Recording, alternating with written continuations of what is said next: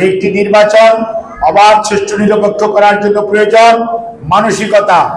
একটি নির্বাচন অবাধ সুষ্ঠু নিরপেক্ষ করার জন্য দরকার দক্ষতা এবং দূরদৃষ্টিতা এবং মানুষের অধিকার ফেরত দেওয়ার আগ্রহ। যারা লম্বা করার চেষ্টা করেন তারা কেউ কেউ করতে পারেন, কিন্তু ওই যে মনে রাখতে হবে এই চেয়ার এমন এক আঠালো চেয়ার, এটির মধ্যে একবার বসলে এটি আর ছাড়তে ইচ্ছা হয় না কারো কারো।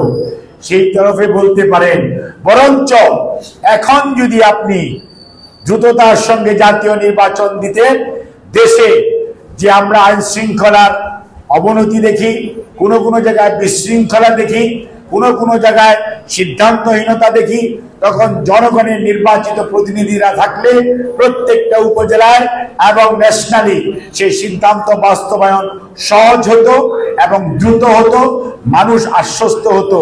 কাজে কোনো অবস্থাতেই নির্বাচন পিছিয়ে যাওয়ার মাঝে, নির্বাচনকে প্রলম্বিত করার মাঝে অন্য ষড়যন্ত্র থাকতে পারে, কিন্তু জনগণের অধিকার ফেরত দেওয়া এবং বাংলাদেশকে এগিয়ে নিয়ে যাওয়ার যে পরিকল্পনা, আগামীর বাংলাদেশ সুন্দর করা এবং শহীদ যারা হয়েছে তাদের বিচার ত্বরান্বিত করা, যারা পঙ্গু হয়েছে তাদেরকে পুনর্বাসিত করা, যারা বিভিন্নভাবে নিগৃহীত হয়েছে তাদের প্রতিকার করা, তাদেরকে সহযোগিতা করার জন্য দরকার আগামীতে দ্রুততম সময়ে জাতীয় নির্বাচন।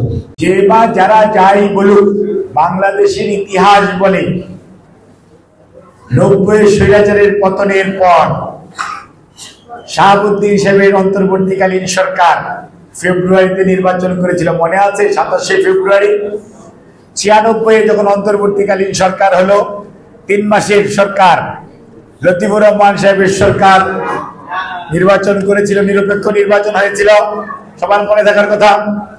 তার পরবর্তীতে যে অন্তর্বর্তীকালীন সরকার